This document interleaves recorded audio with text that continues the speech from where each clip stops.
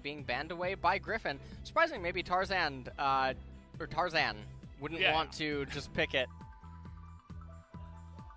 Yeah, I mean, maybe they just don't want to first pick it, and obviously, as you mentioned before, you can't really give it to On Fleek. He's too clean. Interesting Braum ban here. Another pick I would say you have to watch out for is the Akali, as Chovy is 5-0 on that pick, but it's kind of hard when there are so many good picks for the side of Griffin. And it's an interesting point that you just brought up is, you know, traditional bans that we would be expecting to see, we're not really seeing it out of either team, with maybe the exception of Lissandra and Camille. Ooh, here we go again. Because you just can't really target Griffin. Yeah, like you're mentioning. Chovy can play anything. This guy has a champion ocean available to him, so... A champion planet, basically. Yeah. Champion galaxy, and here comes one. Akali, potentially, I mean, she is one of the defining champions in the game right now on 9.2. You know who's not a defining champion anymore? Aatrox. But he just got locked in for Sandbox. See if they accompany that with another one, which is Cassiopeia. So, Griffin, you know, you were mentioning in the previous cast earlier tonight that Griffin doesn't seem to care that much about Cassio, and what Griffin basically said here is, you can take Lucian if you want, but then we get Cassio. Surprisingly, though, Griffin didn't want Cassiopeia. Yeah, I mean, I suppose they just value the Akali for Chovy a little bit higher. It's his most played by far, 5-0. His next is Galio at 2-0. So, just wants to get onto Ultra Comfort and the best, but will be potentially going up against a Galio here. I think someone needs to get Sandbox the patch notes. Give them a little bit of a rundown. Galio and Aatrox on the same team, and this is patch 9.2. So this is very peculiar. And it's running into Urgot. So surprisingly, the still really strong mid lane pick in the Akali, who wasn't hurt as much as some of the other mids, and the super powerful top laner, Urgot, who survived this patch, ends up on Griffin's side, but Sandbox does get the Cassiopeia. Now we're moving into the second ban phase. Fiddlesticks now being banned away by Griffin. Could definitely be quite annoying for the Aatrox and Cassiopeia. And Xin Zhao now being banned away by Griffin, which I think is an excellent choice.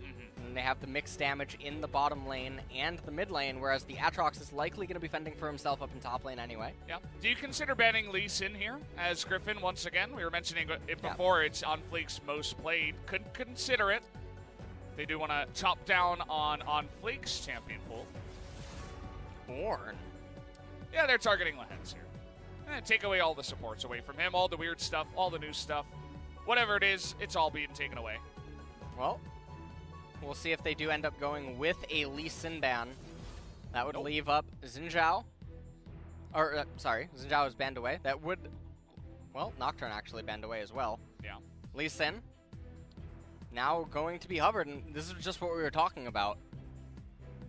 The interesting thing is they do ban the Nocturne so that there's no synergy there with the Galio to provide for the engages. There's definitely a lot of scary champions on the side of Sandbox. But as you mentioned, they want to take away synergy with the Nocturne ban, so I do like the idea. Kind of trying to take away from their all-out engage opportunity. But Lee Sin will be in a similar light, and Tarzan thinking about the Zac now. He's hovering it. This is interesting. This definitely gives them a lot of kill potential up in the top lane with that Urgot blue side Zac, especially if Aatrox is ever pushing him in. Although we don't know yet. Maybe it could be Cassiopeia in top lane and Aatrox goes into mid. Well, that would be a little less likely, and now Shen locked in as the final pick. Now the team composition for Griffin, they don't have a lot of wave clear. They don't have clear access to getting to the backline of Sandbox outside of a Zac being able to jump in, getting submarined with the Shen, and then Akali trying to dive all the way into it. But generally, you're going to have a reliance on summoners to a degree. You're going to have to play around key cooldowns in order to sort of make that play work. But also, you're going to have the items necessary to make those extremely deep plays. So Griffin's team composition definitely has somewhat of a reliance on Baron in order to truly close out games. Although if Akali is just super, super fed, things just might not matter. And now for Sandbox, Gragas definitely going to be able to help with offsetting those type of dive attempts. Yeah, I like the idea. Could have considered some other supports that were available, but there were actually a surprising amount of bans to the support pool in this game. I mean, you take a look at the Thresh on the side of Griffin, and then on the side of Sandbox, they banned out 4 different supports, so they kind of eventually left themselves with not too many good picks left available, and they do go with the Gragas. So we'll see if that does work out. League of Leshen does come back as well, as we will have Lance hopping back onto Shen. Urgot, Zac, Akali, Lucian, and Shen. Zac's primary goal is to get an acceleration going either up in top lane or mid lane, but he does definitely have potency in bottom, and then they're looking to have an explosive mid game. This team comp slows down greatly after 2 items. And on the flip side, for Sandbox, Aatrox, Lee Sin, Galio, Cassiopeia, and Gragas definitely have some more tools available to them inside of the Cassio as the game goes longer. But likewise, this team composition also peaks in mid-game. Yeah, very, very true. Well, guys, the moment has come finally. Game number 1 of Griffin versus Sandbox starts now.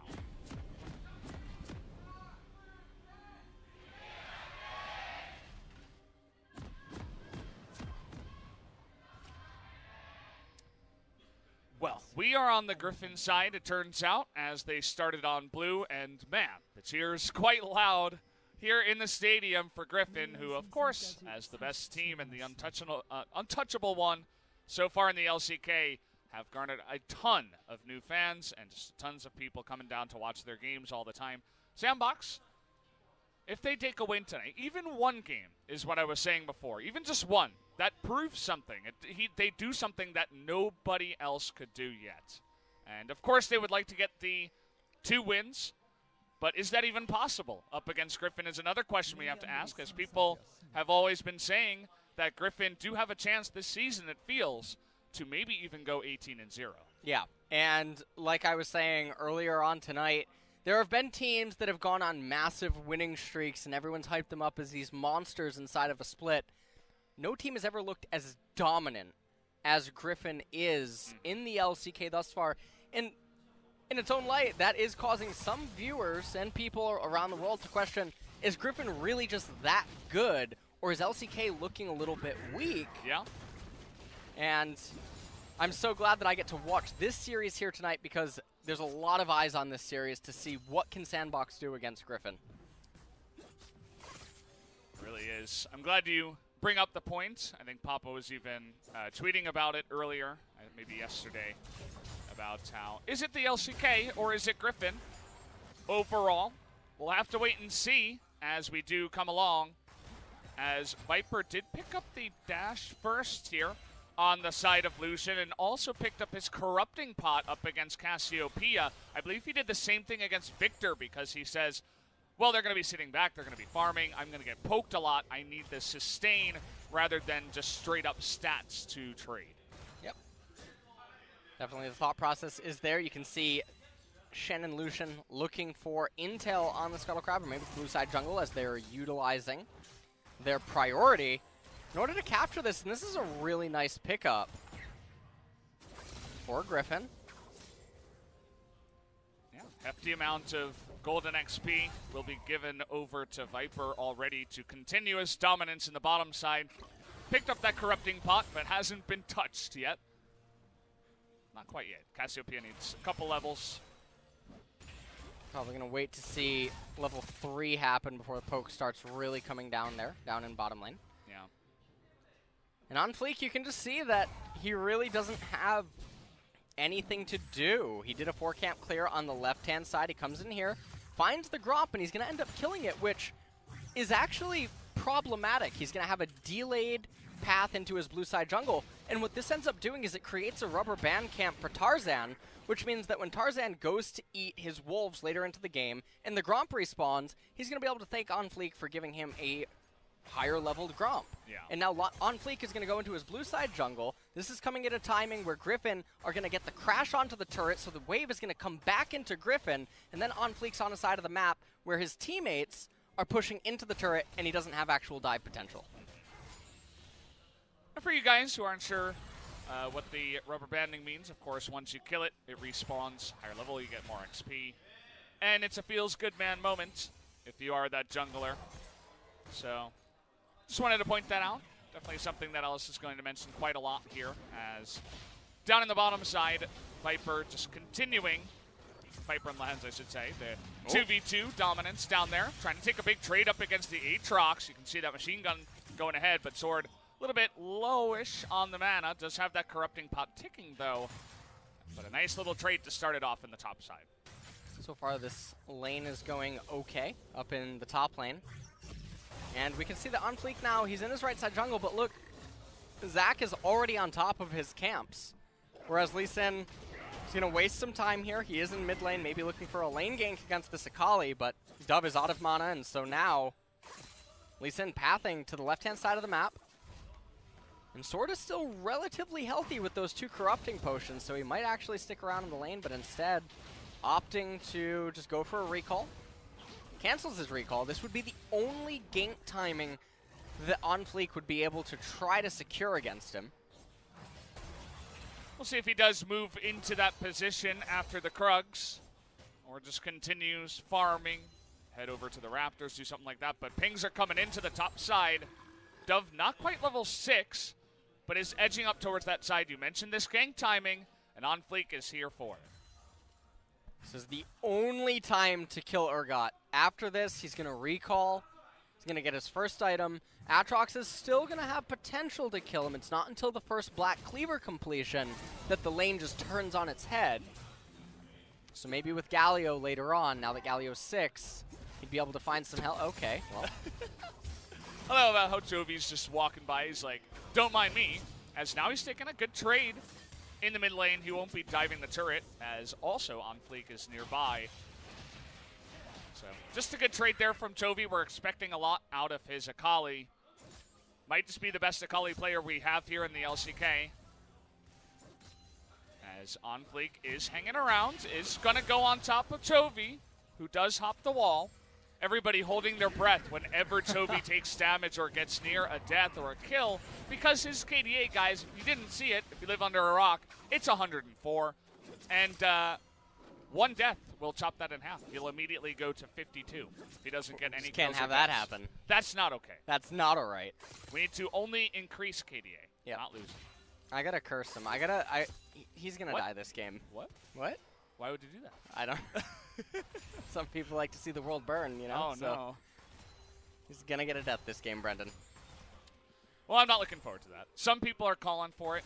I was watching with Wolf Schroeder, his caster for other games, and a good friend of ours out here in Korea. We were watching the SKT Griffin series, and he was cheering for Jovi to die as well. So I hope you know that both of you guys are on the same page with that, at least, as I am not. In a video game, of course. Yes. Yeah. In a video. I hope you guys understand where that's coming from. TOS. Don't think there should be any misunderstandings there. As On Fleek is heading up towards the top side once again, and this time he is 6. And we've seen a lot of good Lee Sins in our time. On Fleek as well is extremely clean on the combo, so expect some good stuff from him. Has a level up on Tarzan. And is actually going hard. He's going in. He's not messing around. He's level 6. And there it is, the kick into the wall, but actually a lot of health given back over to the side of Tarzan. Is just going to go ahead and smite the camp as well. As no big deal, he says On Fleek now could be in a lot of trouble. Here is the rest of the Sandbox team, though, but they're still going on Fleek. He gets the Shuriken, doesn't even need to get it in. Lehens gets first blood, but now we got 2 very strong members on the side of Sandbox, but they will not continue to go on in there, as down in the bottom lane, Viper casually going 1v2, and as Urgot was making his way back into the fight, Sandbox had to back away. So we can talk about the upside of this fight is Dove doesn't have any mana remaining, and he doesn't have teleport. Summit went to that fight. Meanwhile, Sword was back up in top lane. He's getting priority. I think he's going to get a plate on this wave, just looking at the mini-map. And now OnFleek's under a lot of pressure to try to relieve the stress in mid and top lane, and he's not going to be able to. And so, even though it was a 1-for-1 and it looked like, you know, it was an even trade, in the grand scheme of things, it's really not. Take a look at it right here. OnFleek misses his Q. Chovy, with the stand united from Lehens, goes right in on OnFleek. They missed the taunt right there, but it didn't really matter. Tarzan was here for the backup, and you can see Sword trying to move over to a fight that he wouldn't be able to arrive at, even though he had, I think, the Ignite swapping. And then once the lane phases returned, it was ultimately a pretty big win for Griffin. Should be noted, Sword was not able to pick up a plate up in top lane, but you look at the CS across the board. Mid is winning, bot's winning, top's winning. And the only role losing right now is jungle in terms of the CS department, but that doesn't really matter. Yeah, he'll be just fine. Zach will just build tanky. And by the way, Chovy's KDA is now 105, so I hope everybody is counting with us as we go along. I know Twitch chat loves to count. Twitch chat does love to count. You leave them alone. And right now, I mean, Blue handed off to Galio. He doesn't quite have his ultimate available to him yet, but now he should be able to sustain more inside of the lane. OnFleek still hanging around here. See if he can make a play onto Lehens, but no flash currently available on OnFleek, whereas Lehens is also Shen, so pretty hard to pull that one off, and he will just back away.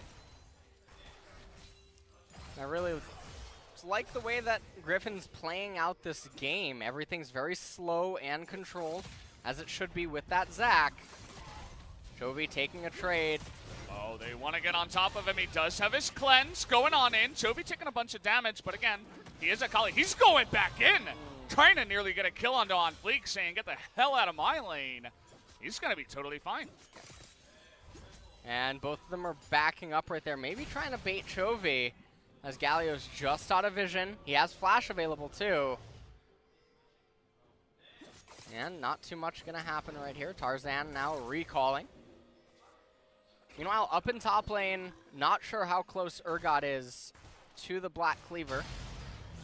Oh. Well, he's trying to make this play up in the top side. And it's going to expire. Oh, I thought it was about to expire. So close. That was really close. TP in the bot lane. They want to get on top of Joker, who is in so much trouble. Dove trying to help him out. But there it is, the passive proc on the side of Zac. Can they get it down? Can they get any kills here? They will get the Zac down, but Dove still available. Not going to go down. Here comes Chovy, though. Trying to get on top of OnFleek, but an easy kick away means that the fight will end in the end. That was a very uncharacteristic mistake that Griffin just made, and I'm really surprised to see them do it. Ghost was out of mana on the Cassiopeia, and given the fact that Chovy was tailing OnFleek, it would have been a fine trade to keep persisting on with that and kill Dove, or at least get his flash out of him, but instead chose to back off. And just a second prior to that, we were talking about the Urgot and Aatrox interaction, but hold that thought as we talk about this trade down in bottom really fast. You can see Joker and Lehens sort of looking at each other. Tarzan coming in from behind.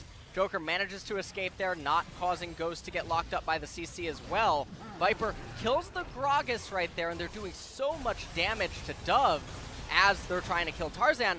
And then right here, yes, Lee Sin's here. Ghost is out of mana, and Galio just came out of Zanya's with Chovy tailing. Yeah. So they could have definitely gone further inside of that trade, but chose not to.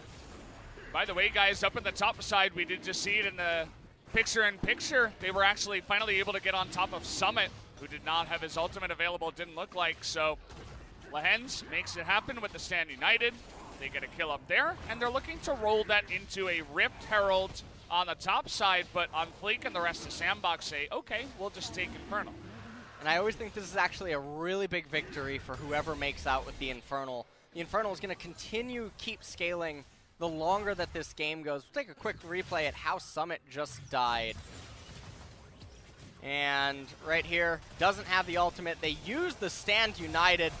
Tell Lehens right there, good sir, as they pick up the kill onto Summit. He did not have his ultimate available. Yeah. Maybe just has to be more careful in the lane, especially when he doesn't have his ultimate. Just say, okay, give that one over to you.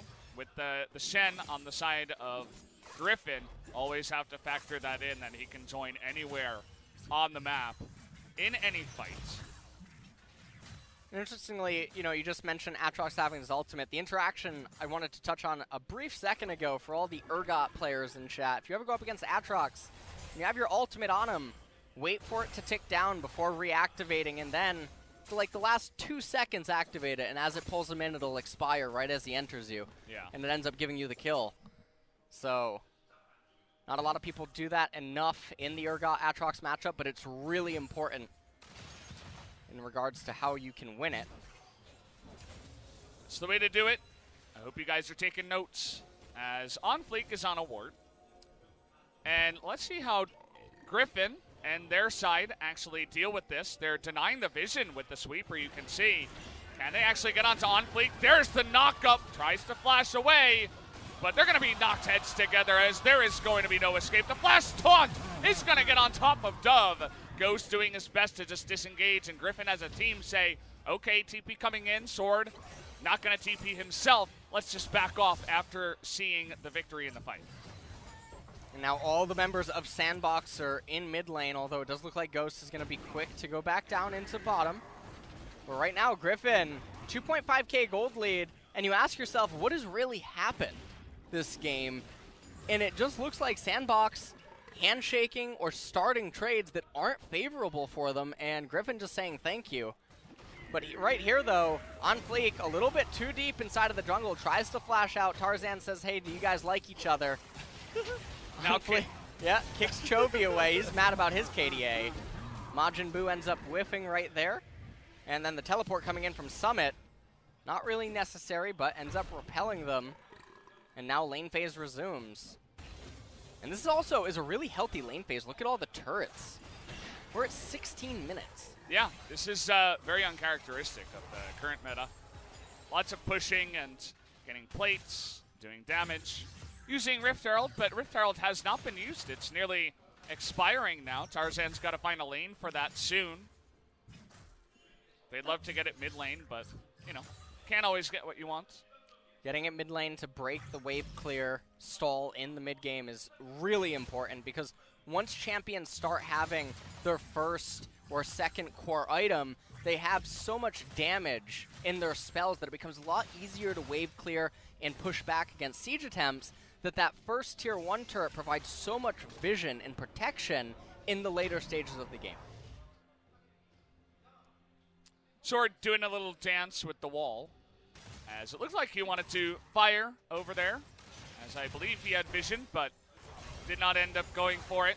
By the way, just an update, Chovy at 106 KDA, which means that if he dies, it goes down to 53. So definitely would be interesting if we do have the death in this game. Always something to keep track of as we do go along. But right now, he is a Akali that has Gunblade plus the Orb, the Oblivion Orb. He's going to be doing some sick damage in a bunch of these fights. Just look at the magic resist on Galio right now. It's at 59. Once the Sork boots are completed for Akali, he'll have 33 pen. Galio not going to be having the best of time with that, but other members on Sandbox, they're not going to be as fortunate as Galio. But Akali will be dealing near true damage, like, for instance, Cassiopeia, 34 magic resist. Yeah. Once those Sork pen boots are completed, Chovy's going to be dealing true damage to Ghost. And that's not what you want. I've, on the ladder, you see this a lot in Korea, I'll pick blind Cassiopeia, because she's strong. And people will just counterpick Akali, and they're like, okay. I'm going to have a fun time with you. You try to land a poison, she's so fast. You're really squishy. You miss your ult, because she can just dodge it, and then you're kind of crying the entire time. So Chovy going to be having his way with Ghost in this one, most likely. We'll have to wait and see if he can get positioning in the backline, which is something you mentioned in the pick ban. And I like what Chovy was just doing right there. He was making Dove have to use his Q in order to get the cannon minion, and that opened Dove up to a susceptible trade due to the distance between him and the cannon minion. Really, really minor, but can end up completely changing certain lane dynamics, depending on how big of a trade is taken. And let's just point out Chovy's CS right now, 202 at 18 minutes. I mean, I think it's decent. You know. In my games, I get 203. Yeah. He's having a fun time. Nobody can really touch him. I mean, they tried to put pressure onto the Akali, try to gank him before 6. Multiple times did On Fleek go in, but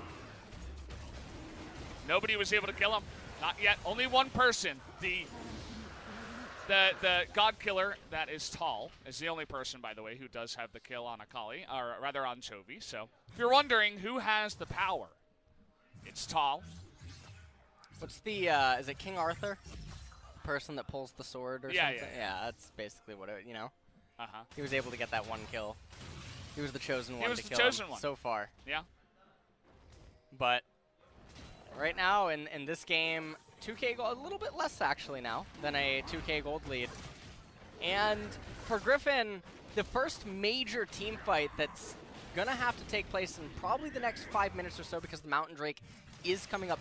Griffin has to win that one decisively because the tipping point is 2.5 items. That's when Galio and Cassiopeia are going to start to become a little bit more problematic. And the only upside Griffin has going for them is the Akali. She's the standalone champion in that team comp that won't slow down until way later in the game and is constantly a threat to the primary carries on Sandbox. You're mentioning Cassiopeia. I wanted to point out the build. We did see Archangels a couple of times in our first series, but now we're going back to the Ludens for bot Cassio. In extended trades, especially around Baron, you find that this kind of Cassiopeia that doesn't have the extra mana kind of runs out of mana if it goes too long and you don't have blue buff. So could be hard, especially because they're red side, and getting blue buff means you have to be on the right side of the map and then go over to the Baron. But we'll see how he does deal with his mana issues. And so far, not really sure what to make of a almost 21-minute laning phase here in Griffin versus Sandbox. I don't think anyone was probably expecting this. Well, especially not given the team comps. The team comps are there, but there it is. It kind of reminds me of Griffin SKT, where kind of nothing happened for so long, and then SKT slowly did nothing and died. Yep. Could see something similar happen here, where, you know, nothing happens for a while, we stay laning for a long time, and then all of a sudden there's a big team fight, Chovy assassinates Ghost, and then they take Baron and win the game. Like, that definitely is a... Can you stop spoiling the script? Oh, yeah. Yeah, all right, turn the page. Sorry. I was on the wrong page. Sorry about that, guys. All right, well, and I mean, I think this is also sort of giving a glimpse as to why Griffin are 8th in damage per minute. Yeah. They're not quick to try to force things. They don't need to. But when they do damage, they're going to make it count. They're getting in onto Summit, trying to go 1v2, and Chovy, he wants an assist. Wait until Chovy gets there. KDA. Wait, don't kill him. KDA. Wait. Okay, he got it. 107. Props to Chovy. As Taunt's coming in here, they're going 2v3. They want to save this turret. Not quite able to, as it does go down, but a hefty amount of damage loaded onto that bottom side as On Fleek will help his team secure a turret.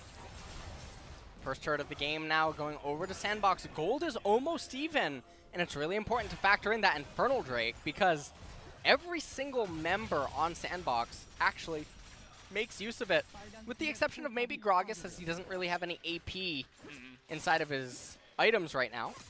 But Lee Sin definitely loves an Infernal. Yeah. I wanted to ask you this, as the Observer did point it out there. The W-Max on the side of the Lucian. Viper has done this a couple of times. What is your take on the reason why he would do that in this certain lane? Well, you don't want to get close to Cassio, and the Q sort of makes it so that you have to get close to the Cassio. The W-Max gives you your passive as Lucian whenever you want it. It offers you long-range poke, offers you a way to try to fight back against this type of a lane dynamic. Yeah. It's a little bit more reliable than the Q, at least in the early parts of the laning phase. And by the time the mid-game teamfights would be breaking out, you're going to be getting access to Q anyway. So it's not the end of the world. Yeah. It was interesting, though. I think he also had a second point in E.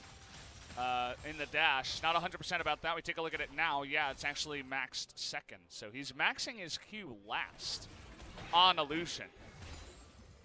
Suppose he wants to be very mobile. Maybe we'll have a MVP interview and ask him about it. As in the mountain, rather, is coming up here in just a moment. 15 seconds, and Sandbox setting up all their vision for this objective. This is quite an important one at that. It is the Mountain Drake. And Sandbox, if they get a Mountain Drake with a Cassiopeia, that Baron will just disappear. Yeah. So both teams should be putting high priority on this. Both top laners do have teleport available to them right now. It's just a struggle for vision over these choke points. Well, that's not the right direction. Unless they're anticipating some sort of a flank ward from Summit. That could be the only reason to maybe hit it that way. That's what you'd have to imagine, as Chovy coming in from the right side, looking to potentially sandwich the side of Sandbox, but they say, nope, we're going to back away and just be safe on this one. We will not overextend for the Mountain Drake just yet. And this is critical game point. Whoever wins this fight is going to completely shift absolute control of the game. Chovy got priority down in bottom, makes Dove have to respond to it. Now, Dove not being with the rest of his team is sort of okay because he has the Galio ultimate, so can use the Grand Entrance to enter the fight. Problem is with the priority constantly going Griffin's way, Sword might have misstepped. Here we go, Sword maybe just a little bit too far, but the taunt does come in, and here comes Tarzan. Wants to go for the engage, but now they're Urgot's low, they're Zax's low, they don't really have a front line, and Griffin have to back away, but Sandbox not willing to get away from that one, trying to follow up engage onto Lehens, who is able to taunt away to safety. Yeah, but I do think that it is good enough. That should be enough to get the Mountain Drake at least in. I mean, so many members were just the Wolves. So many members were just taken so low. Yes, Sword has teleport, but that should have definitely been an opportunity to initiate the burst because Cassiopeia would have such a good angle. Griffin would be forced into her concave, and that just would not have been beneficial. Well, now Griffin's set up for this. He's looking for the engage, trying to get the steal. Not going to happen, but a couple of heads are banged together, and this taunt comes in, and here goes Chovy, able to take out one, flips to safety, goes to 108. Here's the follow-up as Griffin are on the chase. Hero's entrance, going to try to zone them away, but Tarzan wants to continue the fight, will not be able to. Only the one kill on the backside onto Lee Sin, but at least the Mountain Drake went to the side of Sandbox. Yeah, and it's not just going to be the one kill. They're definitely going to be able to pick up the mid turret. They're going to get some CS that Sandbox isn't going to have access to. Never mind. Teleport actually coming in. You're not going to be able to hold the turret, not if Viper and Lehens don't want you to. Well, they actually say that, okay, you can hold the turret. I guess they are anticipating that Gragas would almost be there. Yeah. But the turret was just one Lucian passive away from death. And now Sword looking to get the bot tier 1 turret. I do think that Summit will get there in time. Oh, no, actually it won't. Nope. Yeah. Sword able to take away one turret, even if it's not the mid one. And Joker, well, we're not going to get to see that, guys. Sorry. As it looks like in the picture-in-picture, he did go down. But here's the replay from the Mountain Drake fight. Yeah, and this is basically a full-on retreat at this point. Everyone's just trying to get away. You can see Chovy goes right back in there with the stand united on Shen. Stands right at the edge of the Grand Entrance. Doesn't get knocked up. Takes a little bit more damage. Tarzan tried to persist on. Wasn't able to. Say he almost died because he was low health, but probably not even that close, as could have escaped. Picks up an assist and goes to 109. Looks like, guys, we might be breaking 110 tonight. Hope I didn't just jinx him. But either way, in control of this game right now is Griffin. A lot of people were predicting a 2-0, even though Sandbox are undefeated, just because of the way that Griffin wins their games. Take another quick replay right here. Joker deciding that as the support, it was a funny joke. Extremely, I mean, yep. You know, he's doing his job. Well, that was quite anticlimactic. I actually have no idea what he was doing over there. I can't even try to come up with a false narrative. It just doesn't make sense. Yeah, just a mistake, and it's an unfortunate one because, you know, you don't want to be giving extra gold, extra kills to their side Fortunately, Griffin weren't able to just roll it into a big objective. Fortunate for Joker, I should say, as they just pick up the kill, pick up the blue, and should be happy with that. And right now, just some posturing yet again. As Chovy goes up into the top lane. And Sandbox, I mean, at one point, they were about 2K gold, close to Griffin, and yes, they are down 2 turrets right now, but it does feel like the map movements are definitely consistently going in Griffin's favor. Chovy level 17, up a level here on Dove. Has his Zonias now too, so in terms of not dying, that will certainly help him out and just be present to fully engage into that back line and not be scared to do so. Has that 3-item core, going to be having some fun times with that. And right now, Cassiopeia has the Fiendish Codex. Curious to actually see what the 4th item of choice will be for Ghost. But both of these teams, you would think that they're being ready to fight, but I think that Sandbox is probably content to just wait for that second Mountain Drake. One Mountain, it's nice. It doesn't dramatically change the speed at which you can raise turrets or capture the Baron. Although, I mean, to a degree it does for Sandbox due to the uniqueness of their team comp having that Cassiopeia. But 2 is just worlds apart. Suddenly, 1 and 2 champions can accomplish what normally you would expect you'd need 3 or 4 to do. Yeah, they'll be looking towards that objective for sure, coming up in 50 seconds to a theater near you. But everybody on the side of Sandbox, by the way, one thing I was thinking about, or saw rather, everybody had 2 control wards. Everybody playing that vision game to the best of their ability, really trying to take back their jungle away from the side of Griffin. And 28 seconds, but Sandbox still, everyone is up in top lane. Important to note, Chovy does not have teleport, although with the amount of AP and AD he has right now, he will shred that top tier 2 turret.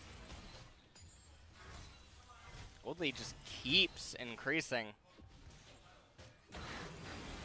They control basically the entire red side jungle of the side of Sandbox, so they're very happy to take more of those objectives, more of those camps, more of the wards, and continue to buffer that gold lead that they already do have. Now this Mountain Drake has spawned, but we have a fight in the mid lane as it looks like Shen. Lehens here in a bit of trouble. Fantastic cast, but Lehens is gonna live. Oh no, never mind. What? The Arcane Comet says hello. Okay, on Fleek, you went way too deep in that one. Chovy trying to get 2v1'd on that side, but he's being just fine on the right side as well. They're going to get the Fear Beyond Death. Chovy picks up another kill as well. It is utter domination to the side of Griffin as they're going to take out everybody on the back of this one. Chovy, nearly died on that one. He's going to stick around, though, as they pick up their 4th kill in a row and may move to the Baron. Definitely not playing for KDA at all with some of these actions, as it looked like that was going to start off okay for Sandbox. Lehens went down, but it was all just a long, cruel ploy, as now Griffin able to turn that fight on its head. They're going to convert this into Baron, and with that, I don't know if Sandbox is going to be able to hold on to the next siege push that's going to come in the next minute. Taking a quick look at the replay, we can just see how this all unfolded. Ooh, you can see, well, that was definitely a little bit of a bobble back and forth, and that beautiful cast by Joker, able to separate Tarzan and Lehens, knock him back into the team. Looked like the Redemption was going to be able to save him, but not quite. And then you can see Joker and Dove trying to lock up Chovy, but what that meant is that Onflake was just a little bit too far forward. Ghost out of mana, not able to do anything here. Yeah. Viper in a weird spot was trying to decide which fight to join, as Sword says, I don't need your help. I'm going to take him out myself. Chovy gets pretty low on the back of this one as, oh, you thought you could take the Mountain Drake? You are sadly wrong, as the head's gonna bang together once again. Ghost in a lot of trouble, trying to get on the back line is Summit, though.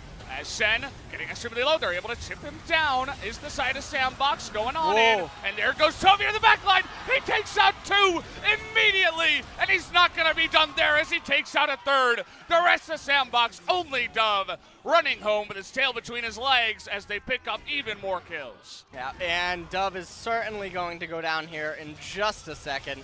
Try as he may to run away. Viper says, no thanks, not today.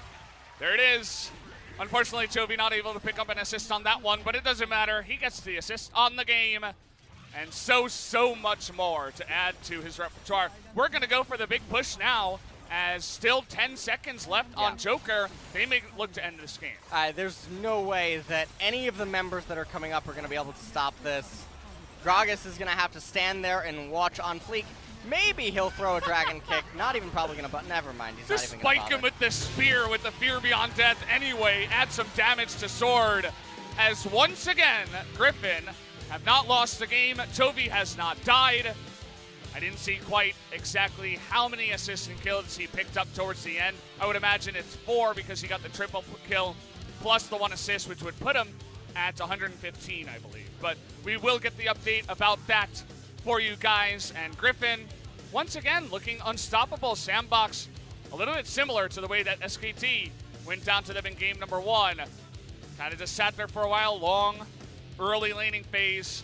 Yeah. And then wasn't really able to do anything to come back in the game. Yeah, and it's good League of Legends. And I mean, we're seeing why they have such little damage per minute in their stats.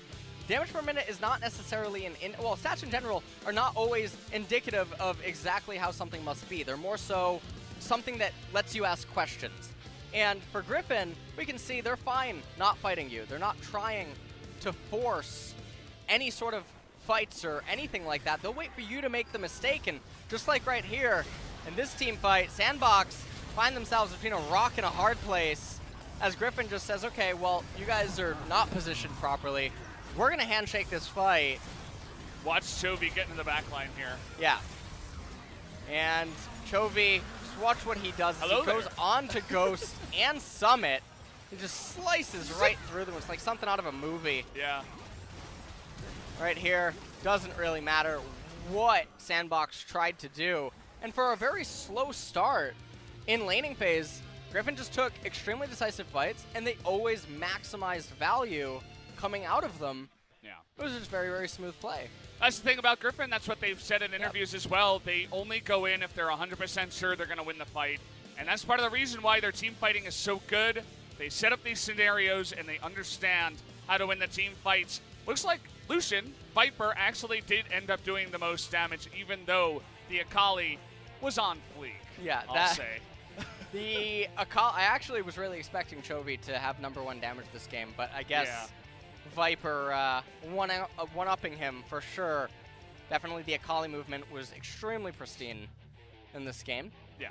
And we're looking forward to seeing if Sandbox in game number 2 can actually come up with something, because I don't think trying to fight Griffin head-on is a very wise strategy. And can on